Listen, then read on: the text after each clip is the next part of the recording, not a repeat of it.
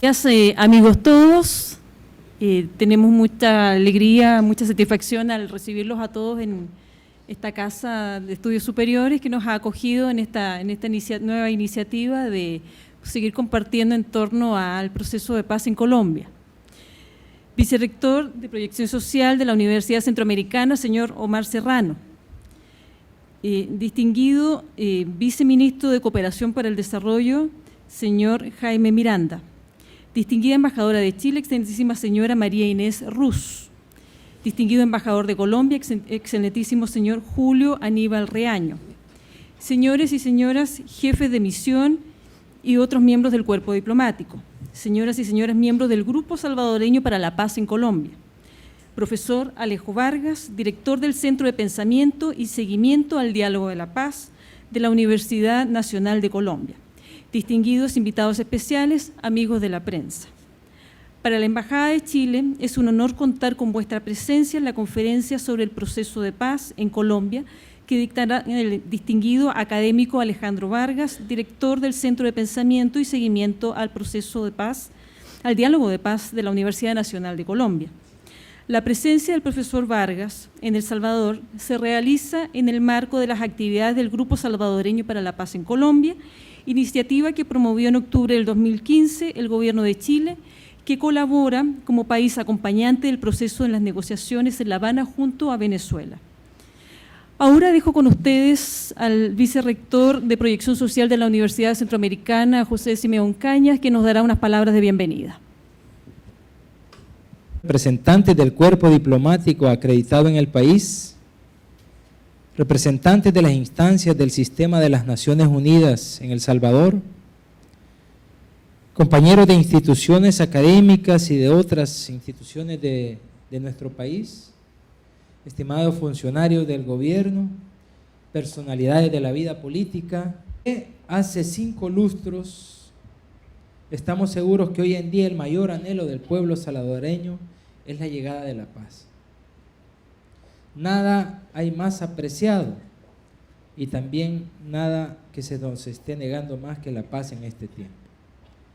Más del 80% de los salvadoreños encuestados por la UCA en la más reciente encuesta consideran que el principal problema del país tiene que ver con la inseguridad y la criminalidad, porcentaje récord en los 30 años de historia de nuestro Instituto Universitario de Opinión Pública ayudó.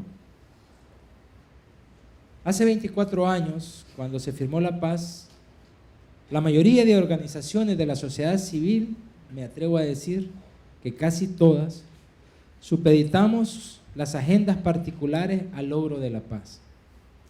La comunidad internacional jugó también un papel decisivo para llegar a aquel 16 de enero de 1992. Las partes beligerantes en el conflicto tuvieron el respaldo, el apoyo de estos sectores nacionales e internacionales hasta el logro más preciado en aquel entonces por el pueblo salvadoreño. Esa guerra civil nos dejó 75,000 muertos, 1 millón de desplazados, la infraestructura y el tejido productivo seriamente dañados y sobre todo nos dejó una sociedad con heridas, muchas de las cuales después de tantos años todavía no han podido sanar. En este tiempo, por el número de víctimas, por el número de desplazados internos y externos, por las heridas que se están produciendo día a día en la sociedad salvadoreña, la situación que vivimos merece un esfuerzo tan grande como el que se tuvo hace 24 años. Estamos convencidos también que en este tiempo, ya lo dije, el mayor anhelo del pueblo salvadoreño es vivir en paz. Por eso la UCA se complace albergar este tipo de actividades en esta ocasión impulsada por las embajadas de Chile y de Colombia y por el Grupo Salvadoreño por la Paz en Colombia.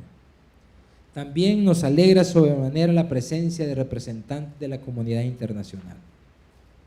De nuevo, todos los sectores de la vida nacional, sectores sociales, gubernamentales y la generosidad de la comunidad internacional deberíamos ponernos al servicio prioritario del logro de la paz en este país.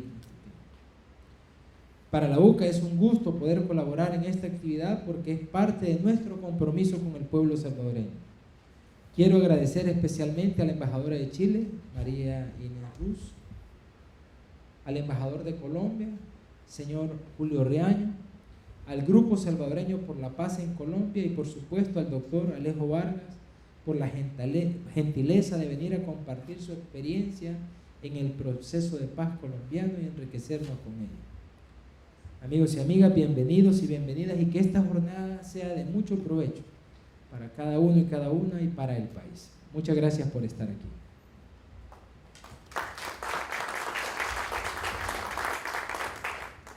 Muchas gracias, señor vicerrector, por esas palabras de acogida. Extendemos nuevamente el agradecimiento a la UCA por el emplazamiento, por disponernos de todas las facilidades acá para tener esta gran conferencia. Además, reitero los agradecimientos que también hicimos conocidos ayer al señor embajador de Colombia por toda su colaboración, y en especial agradecemos la presencia de todos ustedes acá. El profesor Alejo Vargas, que nos acompaña, les voy a contar brevemente lo que es su perfil, porque en realidad tendría que estar hablando quizás más tiempo que él mismo. Entonces solamente voy a ser presidente de Samper, Pastrana, Uribe y Santos en la búsqueda de acuerdos entre las partes. Desde el centro que dirige ha organizado, junto a la Oficina de Naciones Unidas en Colombia, los foros que tratan los 4 temas de la agenda actual de las negociaciones: desarrollo agrario, paz y conflicto colombiano. En el ámbito académico, posee una maestría en el tema de países en desarrollo y un doctorado en ciencia política en la Universidad Católica de Lovaina. Alejo Vargas, y pido gentilmente al señor vicerrector que nos acompañe abajo para poder disfrutar de la conferencia. Muchas gracias.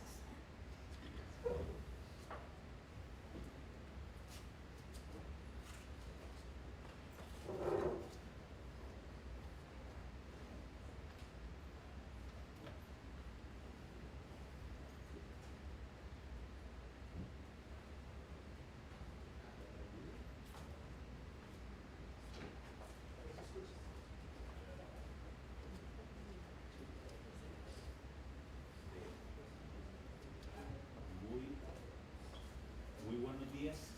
¿Sí escuchan? ¿Te escucha, no? ¿Quisieran usar el inalámbrico nomás?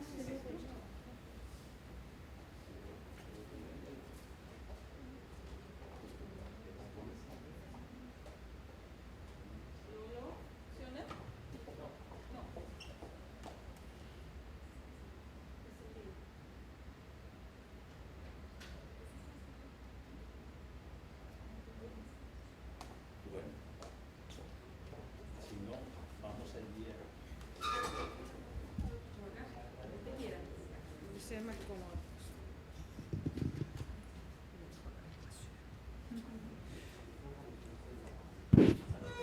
Muchísimas gracias.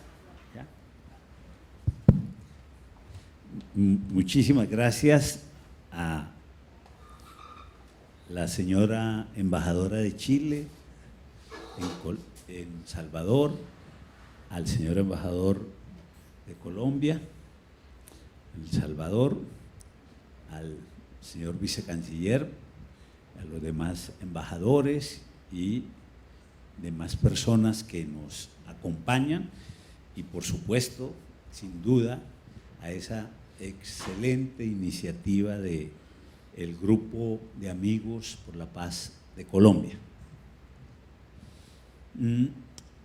Yo quisiera simplemente empezar compartiendo que hoy evidentemente tenemos una gran alegría en Colombia porque, como conversábamos con el señor embajador ayer en la tarde, el Consejo de Seguridad de Naciones Unidas, por unanimidad de sus miembros, aprobó participar en la misión de verificación del cese del fuego bilateral y de dejación de armas del proceso de paz en Colombia, cosa que nos da una gran seguridad para efectos del proceso. Pero además, me alegra, además de esas excelentes noticias, estar también aquí en la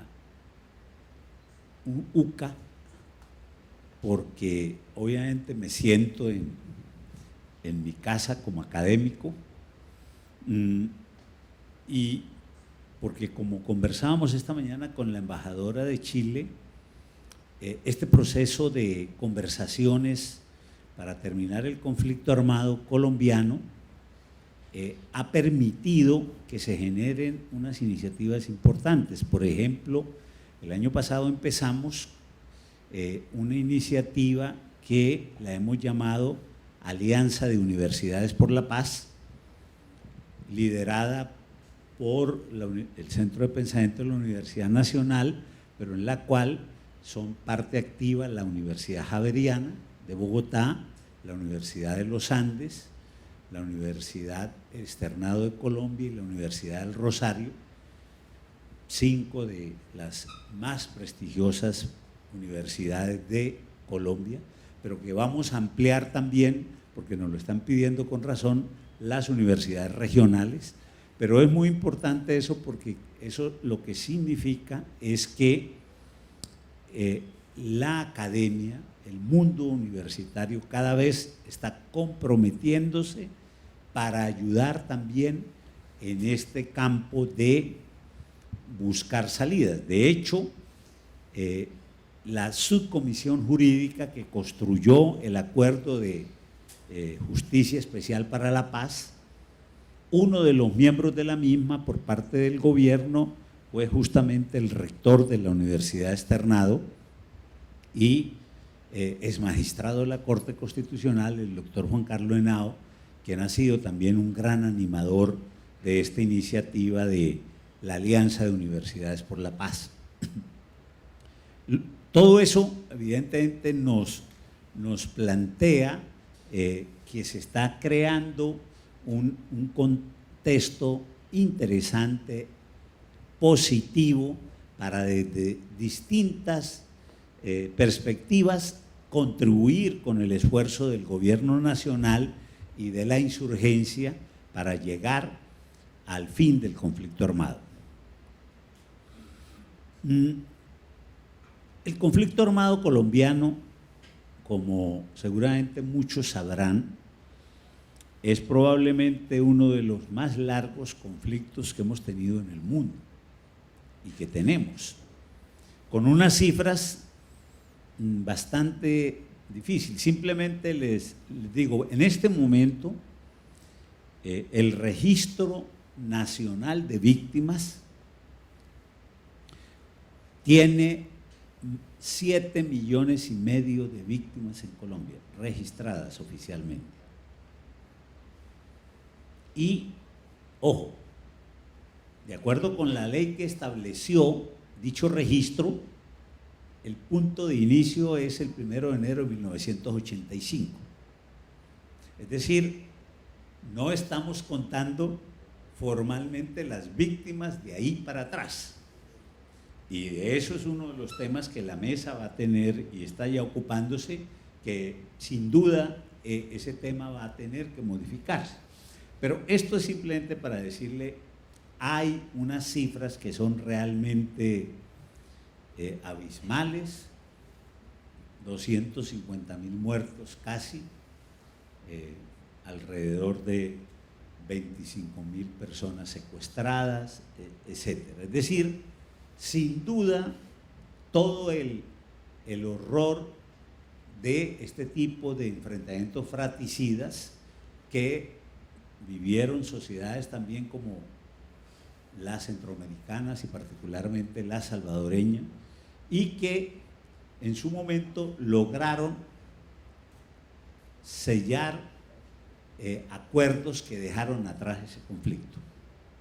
En Colombia, a pesar de todas esas cifras, a pesar de lo que eso implica en términos de resentimientos de la sociedad, porque cuando hablamos de que hay sectores de opinión importantes que no están fácilmente de acuerdo con la forma como se está llegando a construir los acuerdos con la guerrilla, evidentemente es reflejo también de todo eso.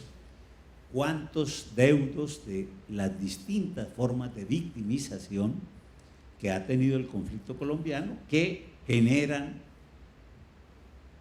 odios resentimientos, etcétera, y que eso es parte de esa extraordinaria tarea que tenemos en el escenario del posacuerdo y del posconflicto. Sin embargo, a pesar de esas cifras que son realmente muy complejas, tenemos que decir que en esta ocasión se dieron las condiciones para que el proceso de conversaciones arribe a buen puerto. Y digo en esta ocasión porque, como seguramente todos sabrán, en el caso con las FARC, es el quinto intento. Ya lo habían hecho en el pasado los gobiernos del presidente Belisario Betancur, del presidente César Gaviria, del presidente Samper, del presidente Pastrana y ahora del presidente Juan Manuel Santos. Y en el caso con el ELN, que es la segunda guerrilla, igualmente ha habido varios intentos. Pero la diferencia hoy día, y ayer mencionábamos algo de eso con el ministro Santamaría, es que el contexto cambió. Cuando ustedes hicieron la paz en El Salvador, no había Corte Penal Internacional. Estábamos todavía en el contexto de la Guerra Fría. Hoy día ya no hay más Guerra Fría, ya esa división del mundo en esos dos campos, como todos sabemos, desapareció y emergen unas nuevas realidades políticas y jurídicas a nivel internacional. Hoy día no es tan sencillo acudir a mecanismos de orden jurídico como son las amnistías.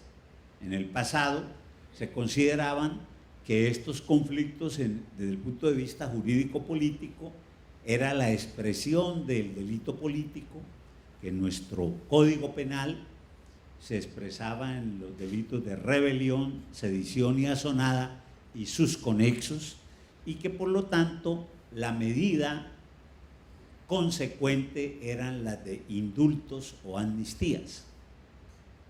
Hoy día todo ese campo jurídico ha cambiado, hay unos estándares en la comunidad internacional que hacen más complejo.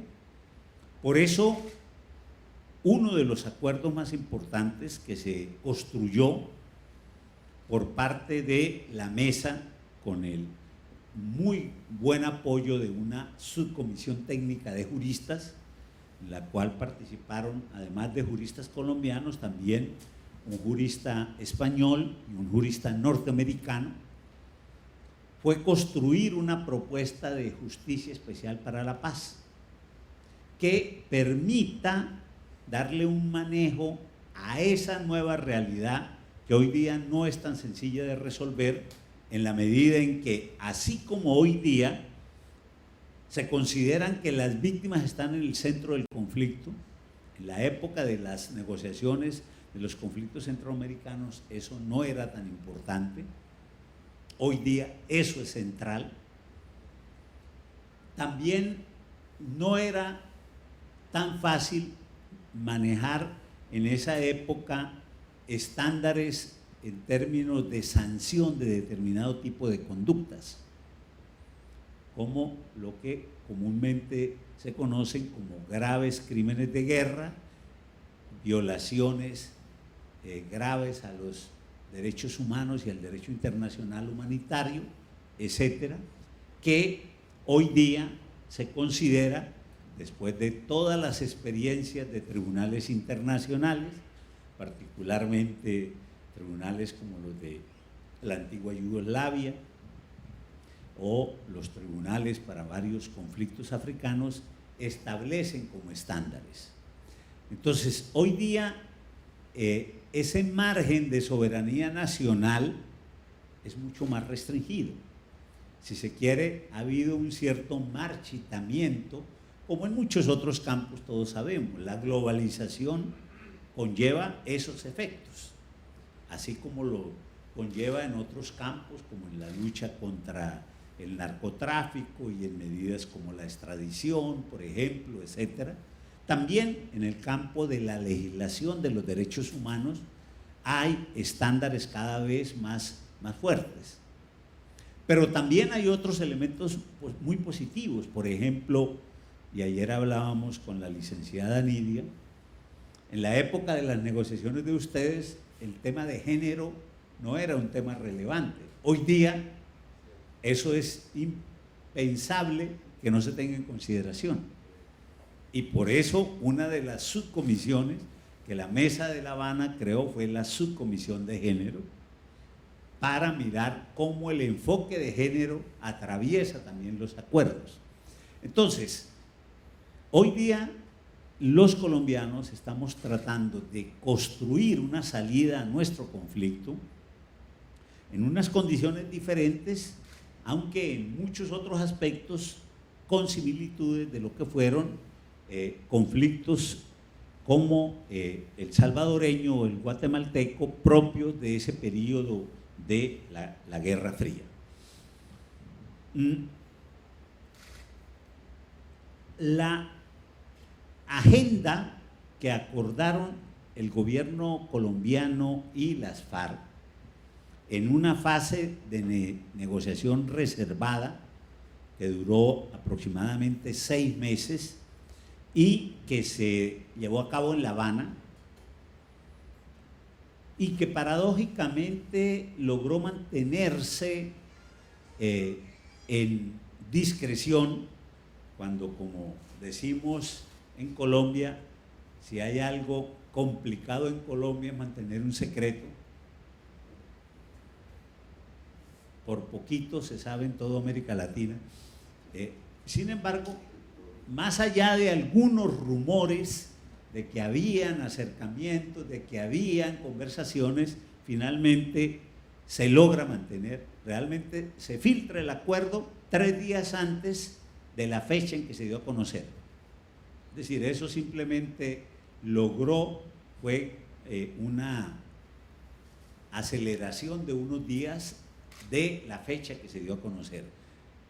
Y en ese periodo trabajaron muy intensamente la delegación del gobierno colombiano, entre otras, con la presencia como un delegado especial del presidente de su hermano, el periodista Enrique Santos, un hombre muy conocedor de la política colombiana, de la dinámica, que toda su vida, porque nuestro actual presidente es de una familia de periodistas, fueron dueños de probablemente el periódico más tradicional de Colombia, El Tiempo, su familia ya hoy día tiene otros propietarios, pero todos ellos fueron, y Enrique fue un hombre que además de ser periodista también fue un hombre muy progresista, y en ese sentido siempre estuvo muy cerca a todos estos intentos de procesos de paz que hemos tenido en la historia colombiana. Entonces, en ese sentido, cumplió un papel muy importante, no solo como garantía para la insurgencia de seriedad, que más que la propia presencia del hermano del presidente allí, eso era, digamos, casi que garantía personalizada de que era en serio las cosas, pero además un equipo muy destacado de colegas del gobierno colombiano y las FARC también, un equipo muy serio de negociadores. Ellos acordaron entonces una agenda de 6 puntos: desarrollo agrario integral, participación política y social, fin del conflicto, solución al problema de las drogas ilícitas, víctimas y derechos humanos, implementación, verificación y refrendación. Eso fueron los 6 puntos. Pero además es muy interesante porque a veces en lo simbólico se reflejan muchas otras cosas. En el documento que se construyó en La Habana no aparece por ninguna parte, ustedes lo pueden leer en detalle, yo lo he hecho y lo hemos hecho nuestros colegas, no aparece la palabra negociación, no aparece. Porque la idea que las dos delegaciones quisieron señalar no era que se iba a un modelo, por así decirlo, asimilable a una especie de negociación sindical, donde el sindicato presenta un pliego de peticiones, la patronal responde con un contrapliego y bueno, viene la... No, siempre lo que está en el documento es la idea de concertar soluciones. Por eso la palabra central en todo el texto es concertación, no negociación. Es decir, las dos delegaciones van a ir concertando soluciones a los temas de la agenda. Eso digo, aparentemente es algo sin importancia, pero refleja mucho lo que está en el trasfondo, que es la idea de vamos a buscar soluciones conjuntas a esto que hemos considerado son los problemas fundamentales para terminar el conflicto armado. Pero adicionalmente, algo que personalmente me ha parecido muy importante es que el propio documento en su introducción distingue dos momentos: terminación del conflicto armado y construcción de paz. Y se señala, la terminación del conflicto armado es una responsabilidad de los actores enfrentados, es decir, la insurgencia y el Estado. La construcción de paz es una tarea de todos los colombianos, pero son dos momentos distintos.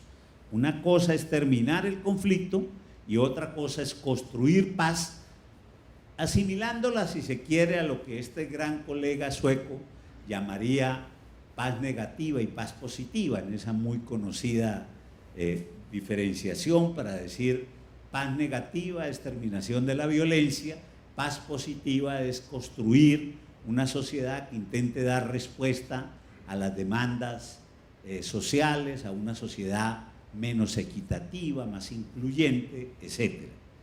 Entonces, el documento plantea eso de entrada. Dice, son temas de agenda para solucionar el conflicto armado, no para construir la solución ideal, porque siempre hay esa tentación de creer que en un proceso de terminación de un conflicto armado se deben resolver todos los problemas de la sociedad. Y claro, nosotros ya habíamos vivido esa experiencia. La habíamos vivido justamente